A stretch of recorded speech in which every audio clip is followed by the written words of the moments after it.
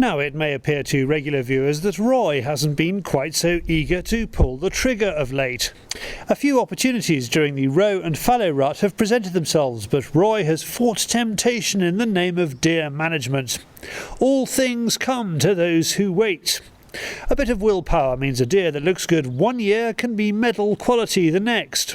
Well, that's all very well and good in theory, but then someone comes along and screws it all up. And more often than not these days, it's poachers.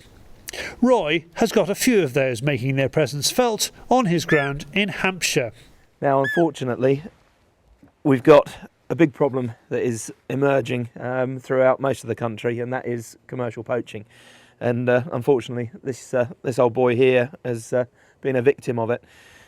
But the biggest problem that we're facing is it's not just one or two individual animals that are being taken.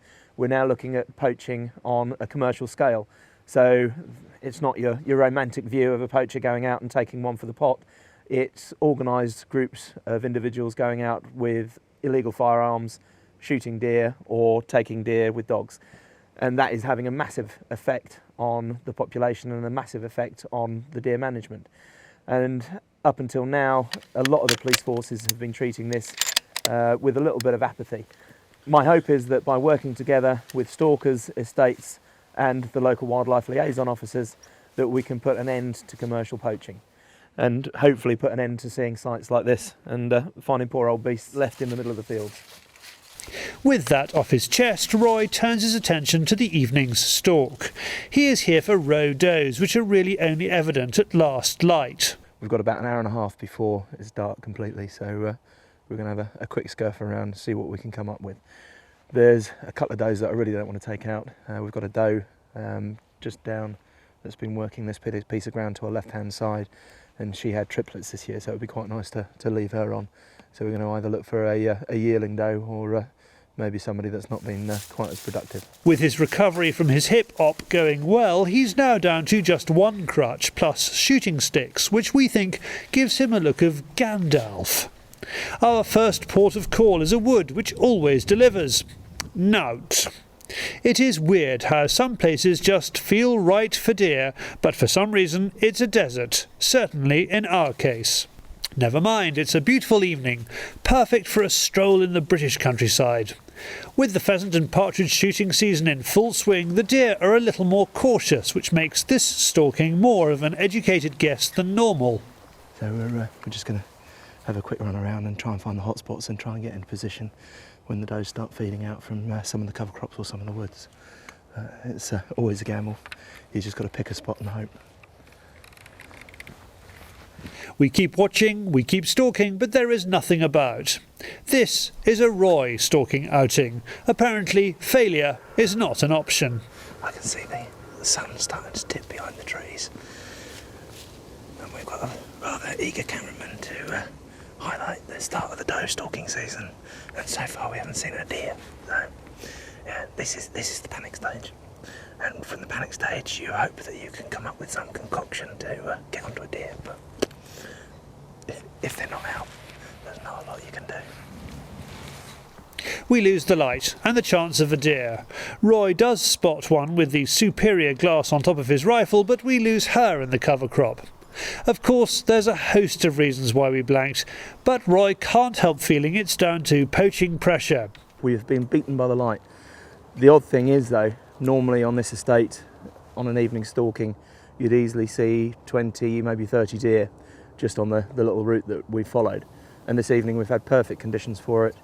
It's been a nice, relatively warm evening. The wind wasn't too hard or too cold. You just couldn't want for better conditions.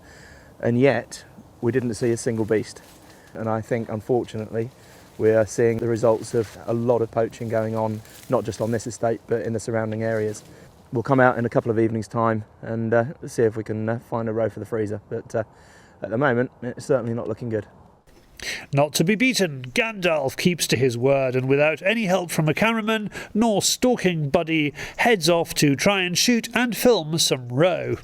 This time he's on the other side of the estate which hasn't been targeted by poachers. Roy chances upon a roe doe lying up on a ride about 90 yards away. It was just a flick of the ear that gave her away. Otherwise she would have gone unseen. we've got a doe and a kid just couched up along the ride. Now, what I want to do is just wait, and hopefully one of them will stand up and hopefully give us an opportunity of a shot. The only problem is, which can very often happen if you're waiting for a deer to stand, they can just stand up, turn off and carry on away from you and disappear. But that's the chance we'll have to take. Roy's patience pays off and eventually the doe stands up. He shoots and she drops in the cover crop. She isn't alone. Roy repositions and takes the kid as well. It's probably not dependent, but Roy feels it's the best thing to do with winter on its way. We've caught up with where the doe is. She was just on about 90 yards, and from where she was shot, she's probably gone 2 or 3 yards just into the thick, heavy cover there. So no problems at all finding her. And obviously the kid just dropped on the spot further down the cutout in the game cover strip here. So yeah, nice successful evening. So it's now to drag them out and sort out the growler and we can go home and have a nice cup of tea. So a good result and a grand effort by Roy, who managed to shoot 2 deer, capture it on film, having stalked into them while carrying a video camera plus tripod, a set of shooting sticks, a crutch, a pair of binos and a rifle. Maybe he does have magical powers after all.